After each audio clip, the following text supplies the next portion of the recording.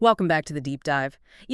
This is where we take the sources you send us, notes, research articles, and really dig in to find those aha moments. Mm. Today we're looking at something quite intense. It's a case study from Patani province in Thailand sent by a listener. It's compelling and honestly pretty heart-wrenching. We've got a lot to work with here. Personal stories of just terrible tragedy, but also reflections on karma, spiritual experiences. It touches on some really big questions. Absolutely. Yeah. And our goal, our mission for this deep dive isn't just to retell the story. It's to explore that deep connection, between what happened in the past, maybe even past lives, and what's happening now. We want to try and get a better handle on why things like this happen. Suffering, resilience, especially when events seem completely random or unfair. Think of it less as just a story and more like a window into how cause and effect might actually work. Okay, let's dive right in then. The core event happened back on May 17th, 2001, Patani province. Our listener's uncle owned a construction supply shop, just a regular business owner. And this stranger comes in. He'd been there once before, apparently, but didn't buy anything. This time he orders water pipes. Seems normal enough. So the uncle's son and the uncle's wife's brother, so his son and brother-in-law, they load up the pipes, lifting gear, onto a 6-wheel truck. The stranger leads the way on his motorcycle. They're heading to Panayor, Patani. It gets late into the evening, and they just don't come back. The uncle, he starts to feel it, that something's terribly wrong. He gets convinced they've been abducted. And that's exactly where everything just falls apart for the family. Right. They figured out later what happened. When they got to the drop-off point, the stranger who led them, he just ducks into an alley, disappears. Then, almost immediately, this group appears. There are signs of a struggle later found on the ground. Both men are overpowered. They're taken away. Destination, Buddha Mountain. It's this remote mountain range really close to the Malaysian border. It just shows how quickly your whole world can turn upside down. Yeah, instantly. And then the call started, the ransom calls. Around 10 a.m. the next day, the first one, just chilling. The voice asks, "Do you love your son?" And the demand? 3 million baht. Just like that. Enormous amount of money. Exactly. The uncle, he's heartbroken, scrambling. He says he can only manage 200,000 baht. A response, "You don't really love your son." And click, they hang up. Brutal. Just absolutely brutal. Yeah. The desperation must have been overwhelming. He tries again in a second call, offers 100,000. They refuse point blank. Then a third call. Seems like the captors maybe discussed it amongst themselves. They lowered the demand slightly, 2.5 million baht. Still completely out of reach for him. Yeah, way too much. And that fourth call, Yeah. that's the one that really sticks with you. It's devastating. They actually push his son on the phone. Oh, no. Yeah. And the son asks his father, "Father, do you love me? How far have you followed?" The uncle, probably clinging to any hope, maybe thinking they were near the border, says, "To Malaysia." And right then, the perpetrators grab the phone back. What did they say? Their final word was basically, "If that's how it is, wait for the bodies." Just final. No more negotiation. Done. That was it. The end of the line. But even after hearing that, the uncle, driven by love, I guess, Yeah. he didn't give up. He actually went into Malaysia, took the district chief, the mayor with him. He was trying to find anyone who might have connections to the game leader. Still trying to negotiate somehow. The lengths a parent will go to. It's incredible, even against impossible odds. But ultimately, it led to the worst possible outcome, June 4th, 2001. So a few weeks later, they found the heads of both men at a sawmill. Just unimaginable. The police had to call the uncle to Yala Hospital to identify them. I can't even begin to picture that moment. No, it's the kind of grief that words just fail. And later, more evidence surfaced that painted an even darker picture. There was a clash, soldiers in the same group, and at the site, they found a roll of film. Film, like from a camera. Exactly. When they developed it, the photos were horrifying. 6 or 7 young men, looked like they were all under 25, armed, war weapons, and they were posing, like a sports team almost. Yeah. A football team pose, the source said. Posing. With what? With the 2 victims, tied up, seated right there in the middle of the group. It confirmed the beheadings, obviously, but the posing, it suggests something more calculated, like an act of terror, almost boastful, not just the ransom gone wrong. That's deeply disturbing. And the bodies themselves, it took 111 days, a long, agonizing time. They were found buried in sand, partially preserved, the sources say, but shriveled. And the detail that stands out, the uncle identified his son because his knee was sticking out of the sand. Oh, God. That visual. It just drives home the lasting pain, doesn't it? It really does. Yeah. Which inevitably brings us to the question you asked earlier, the central question, why? Why this specific tragedy? Why the beheading? What could possibly explain this level of brutality? Right. Is there a karmic explanation offered in the sources? There is. The sources are quite specific about it. They state the victims were killed this way, by beheading, because of a past karmic connection, a debt that needed settling. A past life connection? Exactly. According to the material, in a previous life, the two men, the uncle's son and his brother-in-law, they were involved in capturing a wanted criminal. They did it for a reward, handed him over to the authorities of that era. And what happened to the criminal? The authorities executed him by beheading. And critically, before he died, this criminal vowed revenge. That vow created a strong karmic link. Wow. So connecting that past to the present? The sources say the perpetrators in this life, the ones who did the abduction and killing, they are the reincarnation of that original criminal gang. They carried over what's described as their thieving nature, not just stealing money, but maybe a deeper karmic pattern of taking, of causing harm. So the ransom was just the surface plan. It seems so. The immediate goal might have been money, but the underlying driver, the real reason this happened according to these teachings, was that karmic debt coming due. That's a lot to take in. And here's a really crucial point the sources make, something for you, the listener, to really consider. Even if the uncle had managed to pay the 3 million baht ransom. They still would have killed them. Yes. The karmic debt was the overriding factor. It had to be settled, regardless of the money. It shows how these karmic laws, as described, can operate beyond our immediate human dealings. Okay, that addresses the why them, but still, the method. Why beheading? If the debt was just about dying, why that specific horrific way? That's a very sharp question. And the sources offer a two-part answer. One part is practical, the other much deeper. Practically. It was apparently done to save time. Gruesome, but perhaps efficient in their minds. Okay. And the deeper reason? It's about desensitization. These individuals, the perpetrators, were apparently accustomed to beheading. It was linked to a practice they had in both past and present lives. Beheading animals for ritual sacrifices. Ritual sacrifice? Yes. So this deeply ingrained habit, this normalization of beheading, influenced the method they chose for the humans. It wasn't foreign or shocking to them. That adds another layer of darkness to it all. And what about the consequences for the perpetrators?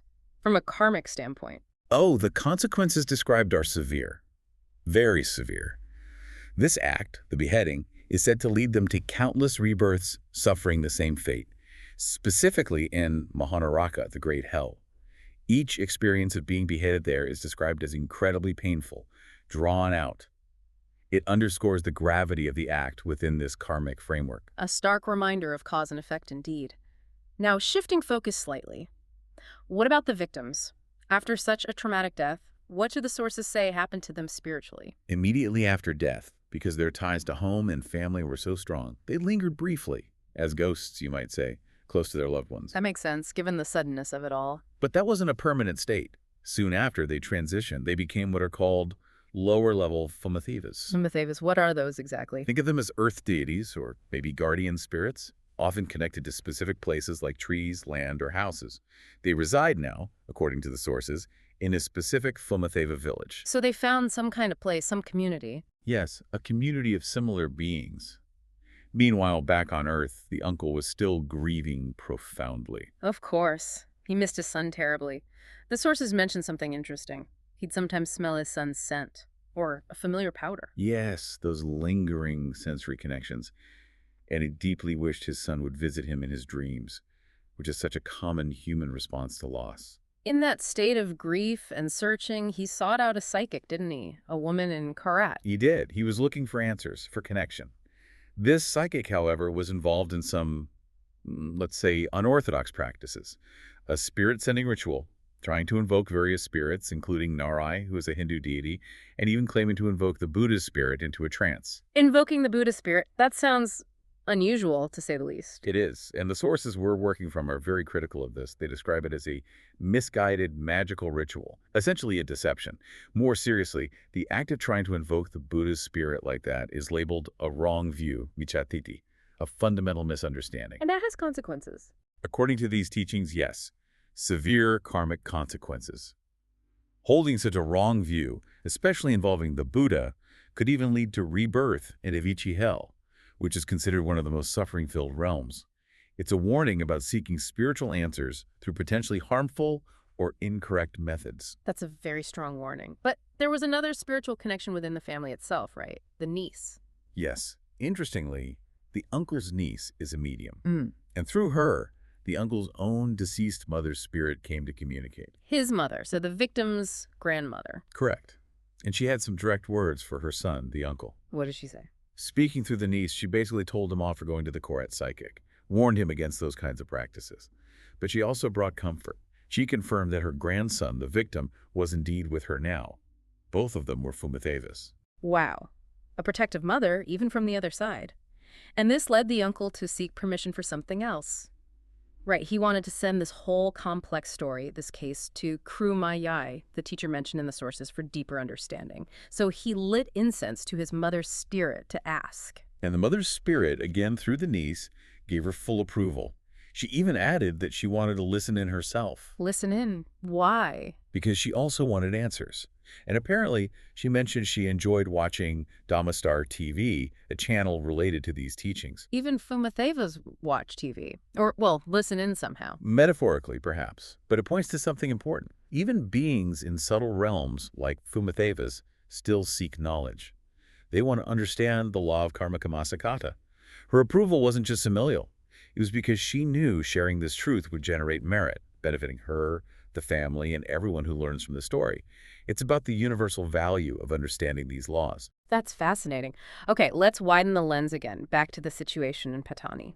The listener mentioned a shift in the region's violence, from letters demanding protection money, which used to be common, to something much more direct and deadly after around 2004-2005.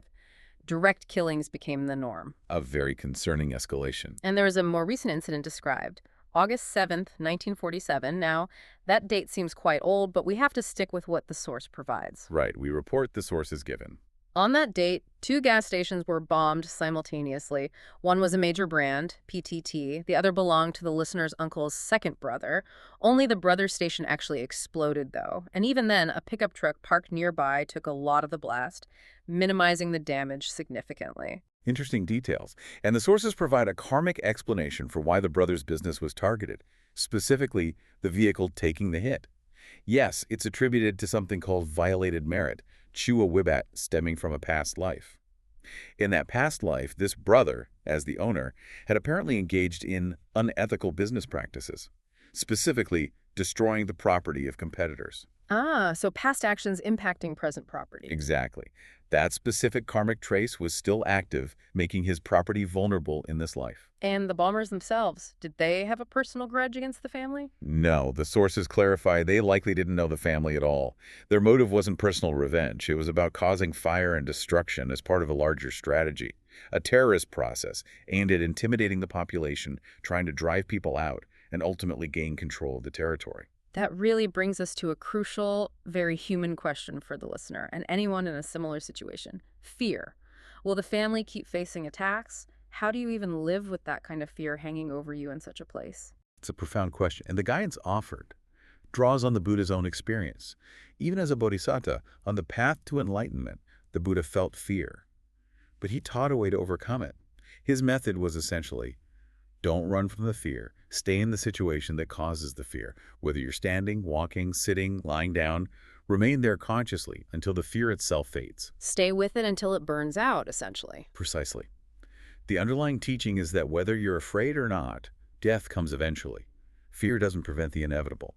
So the only real solution, according to this view, isn't necessarily changing the external situation, but changing the internal one. Accumulate merit, build inner strength, cultivate courage, and make a conscious choice. I will not fear. That's incredibly challenging advice, though. Stay put, make merit, pray, visualize peace. It is challenging. The idea isn't passive acceptance, but active transformation. Work to make the area better, perhaps even economically, to foster peace. Don't let fear drive you away from where your merit and purpose might lie. Okay.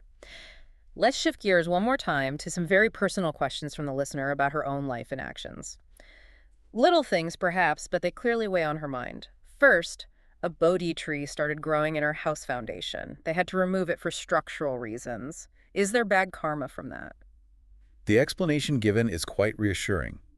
The tree grew spontaneously, likely due to her own past merit connected to Buddhism, the Bodhi tree being significant. Yeah. It wasn't planted deliberately for worship. And importantly, it was removed out of necessity because of the house structure, not out of disrespect. So intention matters hugely here. Absolutely. Because of that, there's no significant negative karma. Any tiny potential ripple effect can be easily smoothed over by continuing to make merit. Okay, that makes sense. The second one, separating mother dogs from their puppies. She was worried about the karma of breaking that bond. Again, the guidance is practical. If the puppies are already weaned, not nursing anymore, and the mother dog has naturally started to distance herself, showing less attachment, which often happens, But it's okay. then there's generally no negative karma incurred by finding them new homes. The animal bond has naturally loosened. But as always, for complete peace of mind, making merit dedicated to them is never a bad idea. Good to know. She also had a bigger picture question. Why am I here? Why is she living in this specific region with its challenges, 80% other faiths, daily unrest while others seem unaffected? Is it bad karma? The sources suggest it's not about specific negative karma placing her there as punishment. It could be connected to the place's inherent beauty and perhaps a subtle karmic assignment to help maintain that place through good deeds. Conflict isn't unique to Patani. It can arise anywhere, even among people of the same faith, if the underlying karmic conditions are there. So it's less about why me and more about what can I do here. Exactly. The advice remains consistent. Accumulate merit, stand your ground spiritually, and contribute positively. And finally, the listener asked about her own past life, her connection to her community, her spiritual path. Yes, a very personal and deep question. The sources reveal something quite significant about her past. She wasn't a royal soldier, which might be a common guess for someone with strong merit. Instead, she was what's called a supply troop, Kulthida, in a previous eon. A supply troop, what does that mean? It means she played a vital role behind the scenes, providing the necessary support, resources, and logistics for the main group that was spreading the Dhammabadi or Dhammakaya teachings across the world at that time. So, an essential supporter, enabling the main mission. Precisely. A very meritorious role. And the encouragement for her now, in this life, is to continue building merit with full dedication, to aspire towards rebirth in Dusitpuri, specifically the special zone for bodhisattvas, a high celestial realm. And the aspiration includes always being together with her spiritual community, continuing that journey of collective growth and merit-making. Wow. We have covered so much ground in this deep dive. It's really taken us from the shock of that awful tragedy in Patani all the way through these complex layers of karma, what might happen after death, the nature of violent acts, and ultimately the power that lies in making merit and understanding these principles. It truly demonstrates how, according to these teachings, everything is interconnected. Past, present, future, actions, consequences, even across lifetimes and realms. And the core takeaway, really, for you listening is that no matter how chaotic or confusing life seems, there are underlying principles like karma, understanding them, even beginning to understand them, and actively cultivating merit and inner peace that's presented as the most effective way to navigate challenges, especially in difficult circumstances. It's about finding empowerment through wisdom and positive action. Absolutely. So we'll leave you with a final thought to chew on, something that really struck me from the sources. If even beings like Fumathebas, these earth spirits, are apparently eager to learn more about the law of karma, tuning into things like Dhammastar TV. What deeper truths, what insights might you uncover if you continue your own deep dive into these teachings? Keep exploring, keep asking those questions. Thanks for joining us.